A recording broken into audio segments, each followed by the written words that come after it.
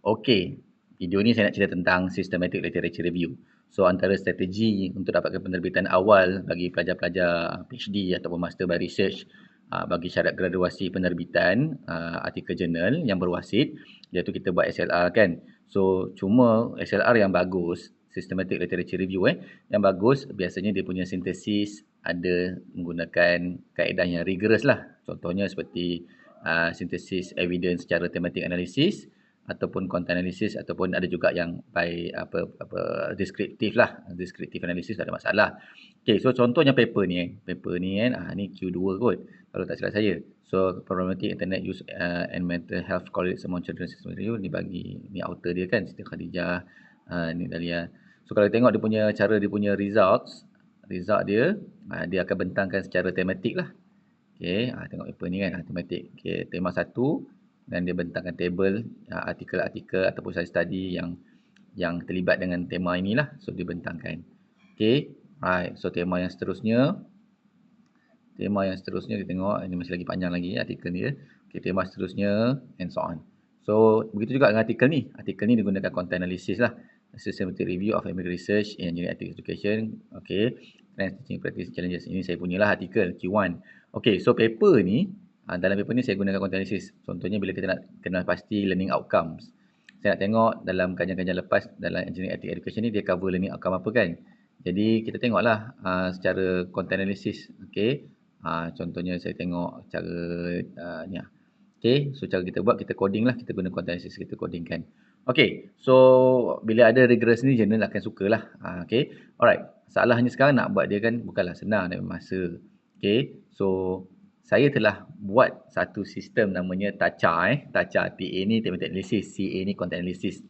Untuk bantu yang siapa-siapa yang sedang buat SLR ni, inductive thematic analysis dengan directed content analysis. Ya, A to Z, daripada extract, coding-coding semua tu, sampai kalau buat tema, sampai kalau reporting. So ada 3 ni, sampai saya tunjuk tadi. Ni untuk extract, ini untuk sintesiskan dia, dapatkan tema-tema dia. Mana buat refine code dan sebagainya. Saya tak akan detail lah dia punya teknik dia. Ada dalam video ni. Saya telah ceritakan A to Z lah. Secara manual, apa itu TA, apa semua CA tu secara manual. Macam nak buat secara manual, and then manual maksudnya tanpa guna AI lah. Dan barulah saya ajarkan cara nak guna AI.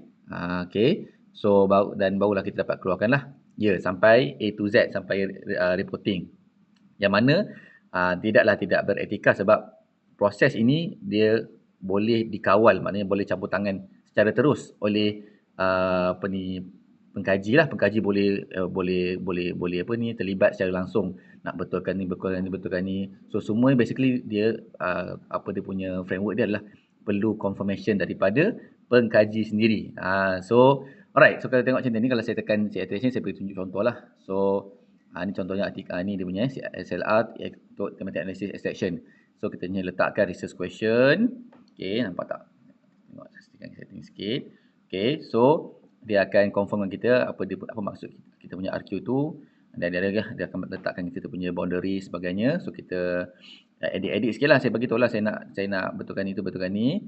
Okey, lepas tu lah dia dah betulkan, barulah kita bagi artikel. Barulah dia kata proceed, please provide the article yang kita nak check. Okay, SLR ni kan kita ada included studies kan. Kita akan letak satu-satu lah.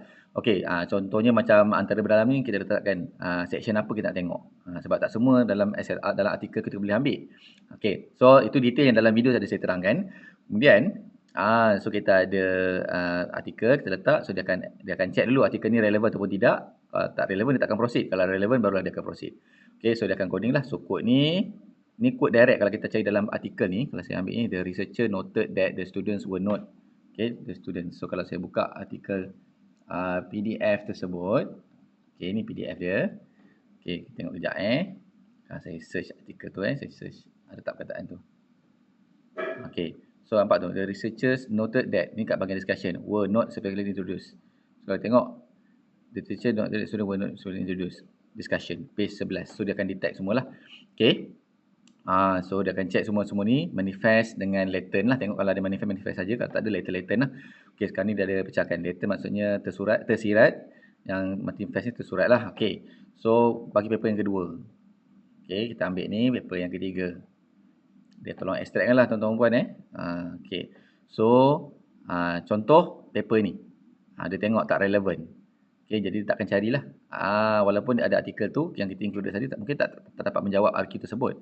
Dia tak spesifikkan benda tu, tak ada kaitan, tak jawab lah.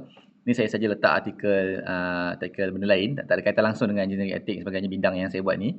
Sama juga dia detect. Dia takkan extract. So dia akan kena pastilah. Okay, so seterusnya sampailah kita akan lengkap nanti. Okay, kita boleh lengkapkan kita punya dokumen lah. So kalau saya ambil ni, kalau saya ambil ni, artikel ni, kita dapat lihat artikel 1, artikel 2. Okay, dalam video saya ajarlah untuk buat benda ni. So kita ni semua extraction daripada chatbot tadilah. Okay, chatbot yang pertama tadi. Okay, so sampailah sudah, kita dapat semua artikel ni. Dah siap, kita dah boleh pergi dekat yang seterusnya, iaitu SLR, Arithmetic Analysis Synthesis lah. So yang ni contoh, ni saya letakkan lah semua. Saya copy je, kita copy, kita paste the full tadi tu, LR matrix tadi tu, kita punya all the extraction tu. So dia akan buat, dia akan pastikan, dia akan check dulu kita. Bila kita setuju, tak ada apa nak ubah, dia akan start mula buat kerja dia lah. Okay, so dia buat fasa 1, dia check dulu berapa kod semua. Okay, berapa kod yang kita berapa kod yang ada. Kemudian dia akan exclude dulu mana-mana yang kod ataupun kod yang tak ada kaitan, dia akan check dulu mana macam tak kaitan lah. Okay, so dia akan buang dulu, kemudian barulah dia akan finalize kita punya coding untuk buat refine coding kita tadi. So mana-mana coding yang berulang tu dia setkan sebagai satu lah. Okay, ini standard lah, ini kalau siapa yang mahir Arithmetic Analysis dia faham lah. Dia akan refine dulu coding tu, dan daripada coding tu dia akan buat grouping. Dia grouping dan akhirnya sampailah ke tahap dia buat tema. So tema 1, ada subtema. Okay, so dia akan check dulu sebenarnya, kalau perasan dia akan check dulu sesuai tak dia punya decision buat tema dengan subtema, sebab banyak sangat banyak sangat dia punya data. Okay, so kita teruskan subtema, ada tema. On top dia dah siap, dia akan buat sedikit jadual. Ni tema 1 lah, tema 1 semua ni. Apa dia punya subtema, apa dia punya define code dia, define code yang terlibat lah, coding yang terlibat bawah subtema ini, dan supporting studies, dan dia punya code lah daripada mana kita boleh trace. Okay, dah siap semua ni. Okay, dah siap, seterusnya kita boleh buat untuk start reporting lah. Okay, nanti kita boleh semak dulu lah, betul tak artikel tu wujud tak dalam artikel. Dan setakat saya semak memang samalah. Okay, so kemudian kita akan buat reporting, tekan Arithmetic Analysis punya reporting. Hanya masukkan apa? Pertama, masukkan yang kita buat yang raw tadi tu. Yang kita buat raw, ini semua ni, raw. Copy paste dia semula. Kemudian kita punya result ni. Copy je balik daripada synthesis. Daripada chatbot 1 dengan chatbot 2 ni. Kita copy paste, hantar saja. Okay, hantar saja, dia akan buat, dia akan baca. Dia akan check dulu semua ada tak. Dan dia akan tanya kita nak proceed tak. Sebelum kita proceed, dia buatkan mapping table. So tema, subtema, refine code, supporting code. So hampir samalah macam yang sebelum ni. Kemudian dia akan buat, dia akan tanya bila kita siap, dia akan tanya kita fasa yang kedua boleh tak kita teruskan pula. Boleh tak kita teruskan untuk fasa kedua. Okay, so saya kata confirm, baru dia buat cross check table.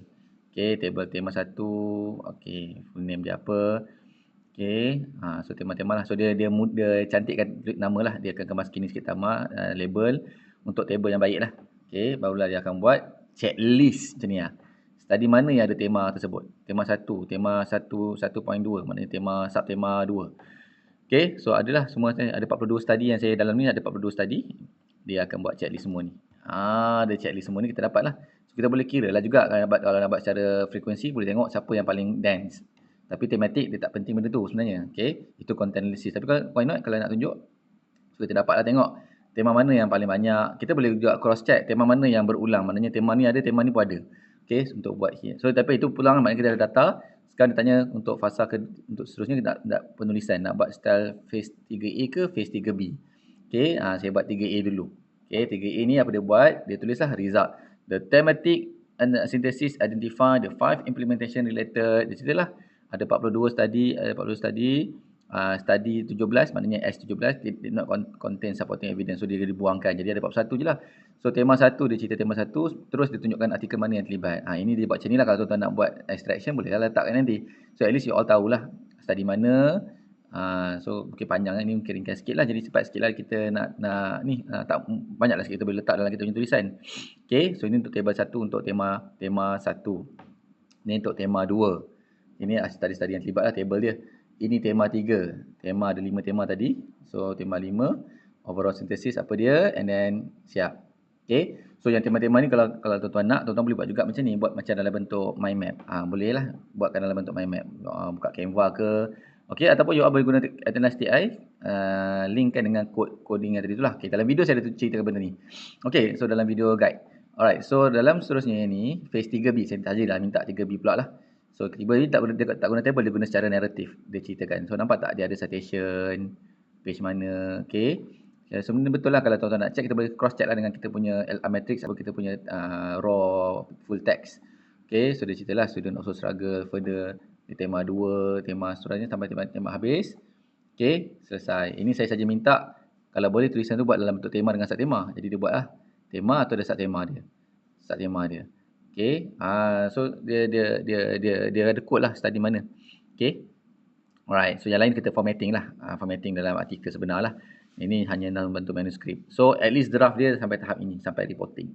Okay, kalau contoh kita buat content analysis. Okay, content analysis ni dia, tuan-tuan kena tahu dulu apa itu content analysis kan. So kita buat extraction untuk content analysis. So yang untuk kita punya SLR ni, biasa kita guna directed content analysis. Maknanya kita ada coding dulu. Kita dah ada coding. Tapi jangan risau, boleh guna walaupun tak ada coding. Letak saja RQ, kita tekan tu. Tekan yang tadi tu. So tekan yang first, checkbox yang first untuk content analysis ni. Letak RQ. Dia akan baca, dia akan cadangkan beberapa, dia akan cadangkan apa yang dia faham, kemudian dia akan cadangkan, dia akan tanya kita lah, nak guna coding yang dia buatkan ke ataupun kita nak bagi kita punya. Kod lah kita dah ada kan. Jadi saya kata okey je, so dia suruh choose one. So saya 1 sampai 3, saya nak buat yang mana satu, dia tanya saya nak buat yang mana satu, saya bagi tahu lah. So kena baca sikit lah apa arahan dia, sebab dia nak tahu kita nak apa sebenarnya. Jadi kita dah confirmkan, okay, dia akan buat coding, dia buatkan codebook lah, codebook untuk kita punya. So dia tanya kita, would you like me to generate ataupun nak bagi yang kita punya lah. Kita bagi kalau kita ada coding kita sendirilah. Okay, alright. So kita bagi, dia pun kita kata minta lah dia buat kan. Saya pun buat coding dia lah. Ni saya minta game genre, jadi dia keluarkan. Okay, alright. So dimension B, CC semua ni lah. Dan daripada okay, kita dah setuju. Dia tanya kita, please confirm whether you want to keep this codebook. Okay, saya kata keep this codebook lah kan. Saya tak nak. Kalau ikutkan kita kena modify lah ataupun kita kena tambah baik lah mana yang sesuai yang kita punya keperluan. Okay, tapi saya nak tunjuk demo saja. Jadi saya tekan 1. Maaf, dia pun dah confirmkan. Ini codebook dia yang dia akan guna nanti. Mana codebook ni, apa yang cara dia coding, dia akan kod yang ni lah. Dia punya kod ni, kemudian dia punya maksud dia apa. So dia akan tarik daripada kita punya artikel. So saya masukkan artikel yang pertama. Dia pun check artikel ni relevan ataupun tidak dulu. Lepas relevan barulah dia check. Dan baru ada codingkan dia. So paper ni ada sebut pattern ni, so dia series code. Series game. Tapi dia punya secondary descriptor digital game lah. Okay, so dia punya coding type, series game ke genre-genre dia lah. Semua masuklah artikel seterusnya, artikel yang kedua. Okay, yang ni saya saja letak artikel yang bukan-bukan, yang tak ada kaitan dengan benda ni. Dia kata dia tak cari, tak jumpa, decision tak jumpa. So dia tahulah kita tak ada kaitan. Okey, ni saya saja dummy, saya minta dia contoh kalau dah siap nanti apa kita punya rupa LR matrix. So katakan ada 30 artikel. So inilah ini kita boleh senaraikan semua. So LR matrix ni kita nak nanti, kita nak dalam kita punya kita punya full punya extraction lah. Okey, so kita ada kita punya macam dalam kes saya tadi, saya tengok dia bidang apa, title game dia apa dia punya genre utama dia, secondary genre dia apa, modality dia digital ke non-digital, education level ke atau semua ni lah. Okay, so dah siap yang kita punya extraction table ni. Kita pergi dekat seterusnya iaitu untuk nak ni buat sintesis. Dia nak analisis lah. So kita bagi kita punya RQ, kita bagi kita punya yang coding kita tu, codebook itu yang kita dah gunakan, dan kita bagikan dia punya LR matrix. Ni semua ni. Macam copy paste je lah LR matrix tu. Yang kita dah buat kan untuk kita punya content analysis ni, sampailah kepada kita punya dia buat analisis. Dia akan buat analisis, dia akan check untuk kita. Okay, dia confirmkan dulu, kita dah confirm. Dia akan buat, pertama dia akan check percentage, ni coding lah, frequency analysis, berapa yang game simulation, berapa strategy game. Semua ni based on coding dia. Berapa study level, word count by genre. Okay, ni untuk primary or secondary kan. So apa adalah apa yang kita setuju tadi itulah. Okey, digital game berapa dan digital game berapa. Okay, so ini kita boleh cerita lah dalam game engineering education. Dan saya buat engineering education, jenis game apa yang banyak. So kita nampak lah simulation game yang paling banyak. Mungkin kita boleh discuss, adakah sama dengan pengajian lain, medical macam ni juga ke? Kalau bidang bisnes macam ni juga ke? Kita boleh comparekan nanti dalam kita punya discussion. Okay, cross study analysis, semua ni dah siap, ni semua sendiri lah. Okay, saya tak nak cerita detail. Dah siap, kita boleh pergi dekat reporting pula untuk content analysis. So, kita bagi dua barang lah, sama juga tadi. Kita bagi kita punya raw data, LR matrix kita yang raw, kemudian kita punya synthesis tadi. Letak, dia akan baca, dia akan cadangkan apa nak buat. Dia akan cadangkan lah, reporting structure kena ada apa. Ni. Okay, so table apa yang dicadangkan, ataupun figure apa yang dicadangkan. Sebab kadang tak boleh buat lagi kan, tapi kita boleh buat kemudian, tapi dia cadangkan buat benda ni. Okay, so dia buat writing, result dia cerita sikit, macam ni kita dapat, dan RQ pertama, genre apa. So dia buat dalam bentuk table. Table ni kan. Table ni, kita boleh baca dalam bentuk graph bar nanti. Okay, so sama dengan RQ2. Okay, table 2, digital game berapa. Okay, cross study trends, ini cadangan dia lah. Primary, secondary genre, co-occurrence, apa yang banyak keluar, apa yang tak keluar. Okay, so apa gap dengan absent ni cadangkan lah. Okay, kalau kita nak guna. Dan ini dia punya audit lah. Semua selesai tak? Selesai tak apa yang kita nampak ni? Okay, so figure tak buat lagi. Jadi saya just minta buat. Saya ambil je ayat tadi tu. Saya minta dia buat figure ni. Ambil tadi dia cadangan tadi kan. Saya suruh buat je graph tadi tu. So dia buat lah ni. Siap satu. Tuan-tuan puan. Dia senang je. Okay, ini untuk figure yang kedua. Okay, digital dan digital. Ini kalau nak buat heat map. Heat map. Dia buat heat map ni. Okay, right. So, tengoklah simulation apa semua ni. Nak buat cross reference. Okay, so itulah TACHA. Okay, nak kata TACHA macam sedap sikit kan. Tapi kita buat TACHA lah So, TACHA ni tuan-tuan boleh dapatkan dengan harga promosi sampai 24 Jun. Okay, so boleh tengok saya akan buat promosi ini dalam saya punya support group Telegram. Jadi boleh pergi check kat bio saya, dapatkan link dan masuk dan tengok konten ni. So terhad harga promosi murah saja tapi hasil luar biasa dan saya yakin akan meningkatkan kualiti SLR tuan-tuan dan puan-puan. Okey, dan siapa-siapa saya lupa nak sebut siapa-siapa yang mengajar SLR sebagainya ini ataupun mengajar pasal qualitative research dan sebagainya mungkin boleh gunakan alat ini juga untuk demonstrasi. Kadang kita explain je. Tapi bila kita nak demo ambil masa kan, jadi kita boleh demo menggunakan chatbot ini juga, sistem ini. Wallahu alam. Terima kasih tuan-tuan sampai habis. Harap membantu.